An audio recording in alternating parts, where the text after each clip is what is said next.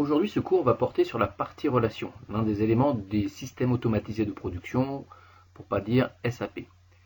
Couramment appelé pupitre, nous allons voir en 5 parties la place donc du pupitre dans un SAP.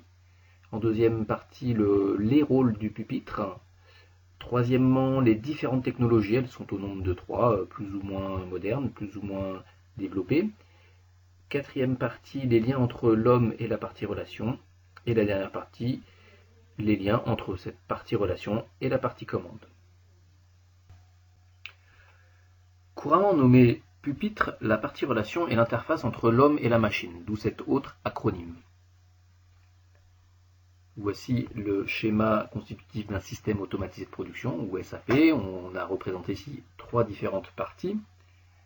Comme son nom l'indique, la partie relation sert à communiquer. Qu'est-ce qu'on entend par communiquer? Ça va être pour l'opérateur de donner des consignes, mais également de recevoir des messages. Et voici donc la place de la partie relation, toute première, dans les différentes parties que compose un SAP. L'opérateur reçoit des informations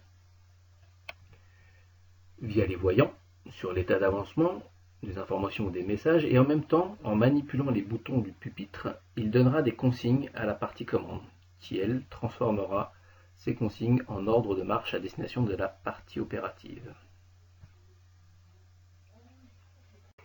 Entrons dans le vif du sujet avec donc les 3 technologies utilisées couramment pour les pupitres. La première, génération de public assez basique sur le principe du tout ou rien, le principe TOR, qui est en général composé de boutons et de voyants.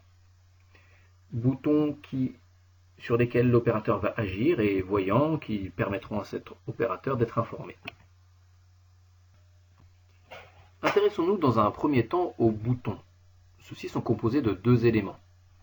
Un module mécanique sur lequel l'opérateur va agir et un module électrique qui va être activé par le précédent pour donner l'information à la partie commande. L'information est bien souvent un signal électrique. Repartons du module électrique. Il s'agit de contacts qui peuvent être de 2 natures différentes. Ils seront donc dits ouverts, ou normalement ouverts, et qui auront vocation à être fermés suite à l'action sur le module mécanique. Et par différenciation, ce seront des contacts normalement fermés, NC en anglais, et qui auront vocation à être ouverts lorsque l'on manipulera la partie mécanique, empêchant du coup l'information de circuler. Revenons sur le module mécanique. Là aussi, il existe toute une foultitude de différents types de boutons. Voici une sélection des boutons les plus couramment utilisés sur les pupitres. Donc le bouton poussoir, comme on a vu, donc action sur un bouton poussoir va ouvrir ou fermer un contact. Le bouton rotatif, qui a différents termes, bouton rotatif, bouton tournant, sélecteur, qui aura un peu les mêmes fonctions, ça peut être marche, arrêt, mise en avant d'un tapis ou en arrière. Le potentiomètre, qui va faire varier la vitesse d'un tapis par exemple. Celui-ci que l'on aime couramment bouton d'arrêt d'urgence, mais c'est un abus de langage en fait. Le terme technique c'est bouton poussoir à accrochage, et on complète parce que ça doit être soit bouton poussoir à accrochage à verrouillage à clé.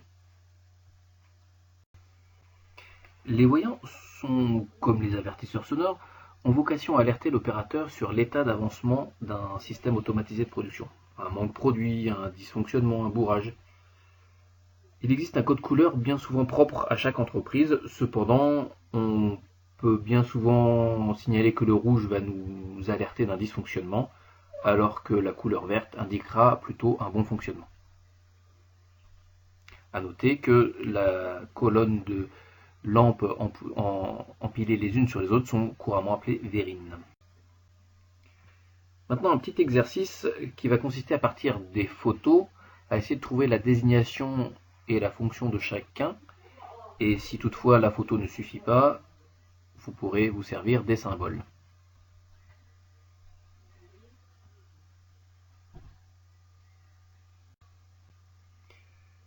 Nouveau type de pupitre, un peu plus évolué que le système tout ou rien vu précédemment. Il est composé lui aussi de deux parties, un écran et un clavier. Alors on pourra dire qu'il est plus convivial. Par exemple, en cas d'un défaut, plutôt qu'une lampe qui s'allume, eh bien ce sera l'écran qui, à partir du moment où il a été paramétré, nous indiquera, nous informera au mieux de savoir quel est le type de défaut. On va passer en revue toutes les composantes de ce système écran LCD clavier, tout en sachant que voilà, le plus important, voilà, c'est de savoir qu'à cet endroit-là, il y a deux LED qui vont nous informer, deux LED c'est des voyants, qui vont nous informer de l'état de fonctionnement du pupitre. Le bouton Escape, donc issu du clavier, qui veut dire échappe, ESC, Escape en anglais. Donc à partir du moment où on va naviguer dans le menu, on voudra en sortir, on appuiera sur ce bouton. Justement l'écran LCD, donc c'est un écran à cristaux liquides, qu'on appelle LCD. Je reviens donc sur le clavier avec les différentes composantes, les différents boutons qui jouent le même rôle en fait que des boutons poussoirs. Donc là ça va être la flèche de droite qui va permettre de naviguer dans le menu. Là la touche Enter donc qui valide le choix, soit on valide une valeur, soit on passe à une autre valeur d'ailleurs. La touche mode pour modifier un paramètre. Les touches flèche du haut, flèche du bas, en général pour augmenter ou diminuer une valeur. On trouve donc les touches F1 à F8 qui vont être en fonction de comment sera paramétré ce type de pupitre, nous permettront d'aller à telle ou telle partie du menu. Comme je l'évoque, en fait, il s'agit de quelque chose de beaucoup plus évolué, certes, mais qu'il faut qu'il soit paramétré et programmé au préalable. C'est l'inconvénient de son avantage par rapport au système tout ou rien.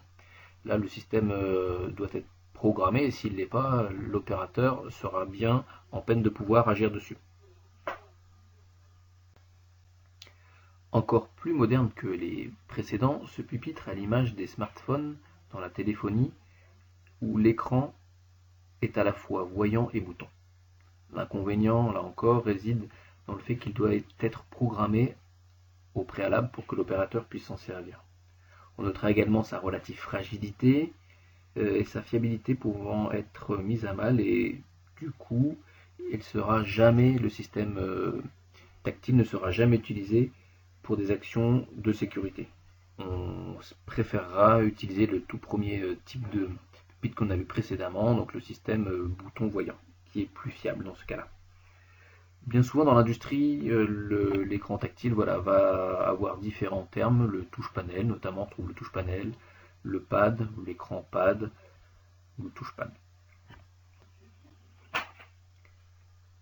Les liens entre l'homme et la partie relation, ici on va introduire une notion d'entrée et de sortie, dont on parlera dans l'étude de la partie commande.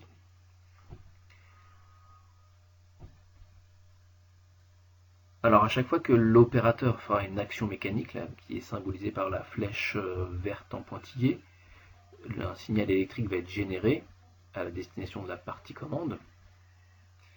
Et en fait voilà, l'opérateur transmet une consigne, comme on visualise sur donc, la flèche là, verte en trait plein, vers la partie commande. On peut faire un parallèle entre les capteurs issus de la partie opérative qui eux vont également transmettre une information à la partie commande. Et maintenant, parlons de sortie, de message reçu par l'opérateur via le voyant, ce qu'on voit en flèche rouge pointillée, sur l'état d'avancement de la machine par exemple, ou lors d'un bourrage par exemple. Là on peut faire aussi également un parallèle avec cette fois les préactionneurs issus toujours de la partie opérative qui reçoivent un ordre de la partie commande, où les voyants ou éventuellement l'écran reçoivent un signal électrique de cette même partie commande, au même titre donc que la partie commande va communiquer à destination de la partie opérative pour que les actions puissent avoir lieu. Si la partie relation est en lien avec l'homme, elle l'est également avec la machine, et plus exactement avec la partie commande, grâce à des signaux électriques Et cette partie commande possède, nous le verrons, des interfaces d'entrée et de sortie. Justement, les modules d'entrée reçoivent des signaux électriques, des boutons poussoirs ou du clavier selon la technologie. Ces informations, en fonction du programme rentré dans l'automate programmable industriel ou API, autoriseront ou non des actions, toujours via un signal électrique donné cette fois par les modules de sortie.